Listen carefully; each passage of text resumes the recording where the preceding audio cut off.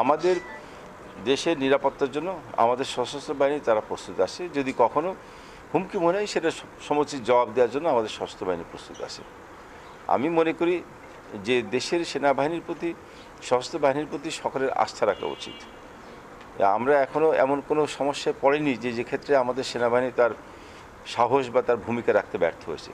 অতএব এই ধরনের কথা আমি মনে করি যে এই মুহূর্তে বলাটা একেবারে অপ্রাসঙ্গিক।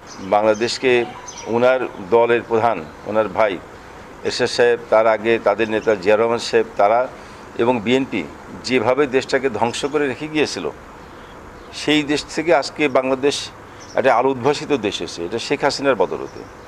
তো অন্তকে একটু কথা বলার আগে পিছন ফিরে দেখলে পারে, আয়নার চেহারা দেখলে সবাই তার বোধোদয়টা হবে।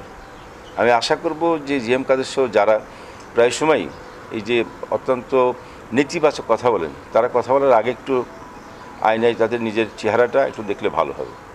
কি রেখে গেছিল বাংলাদেশকে? এই 2009 সালে যখন আমরা যাত্রা শুরু করেছিলাম, তখন বাংলাদেশের মাথা পিছু আয় ছিল কত? মাত্র $535। এখন আমাদের সেখানে প্রায় $2800 ছাড়িয়ে গেছে। এই একটা ইন্ডেক্সই তো প্রমাণ করে যে বাংলাদেশের অর্থনীতি আজকে বা দেশের উন্নয়ন অগ্রগতি কোন পর্যায়ে আছে। চরম দারিদ্র দেশ থেকে আজকে আমরা উন্নয়নশীল রাষ্ট্রে আন্তর্জাতিকভাবে স্বীকৃত। তো এটি কি ওনার কাছে মনে হয় না যে মানুষ কোথায় গেছে? আজকে যে রাস্তাঘাট, ব্রিজ, কালভার্ট যেগুলো দেখছি, এগুলো কি এমনি এমনি আকাশ থেকে আসছে নাকি? এ তো শেখ হাসিনার বদলতে আজকে এই পর্যায়ে আছে। ঢাকায় মেট্রো রেল, এলিভেটেড এক্সপ্রেসওয়েতে মানুষের জীবনযাত্রার গতি এনে দিয়েছে। তো এইগুলো তো এমনি এমনি হয় নাই। এটা তো আমাদের আজকে মাননীয় প্রধানমন্ত্রী শেখ হাসিনার তার বিচক্ষণ দক্ষ নেতৃত্বের কারণেই তো আজকে এই পর্যায়ে এসেছে। তো এই সবগুলো কথা বলার আগে এগুলোকে পিছনে রাখতে হবে। কি ছিল তাদের? ওনার দল তো 9 বছর রাষ্ট্র ক্ষমতা ছিল। 9 বছরে কোন কাজটা ওই পর্যায়ে করেছিল দেশের জন্য, জনগণের জন্য? কতটুকু অবদান রেখে গেছিল?